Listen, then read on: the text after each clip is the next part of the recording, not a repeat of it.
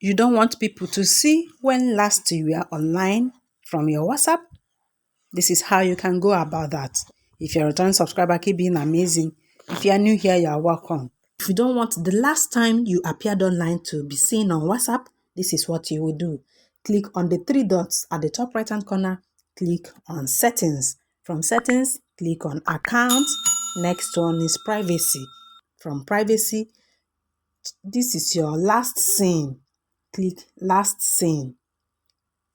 Mine is set to everyone. If you don't want anyone to know when last you appeared online on WhatsApp, you can check nobody, or you can check my contacts, whichever one you want. This is where you can change that.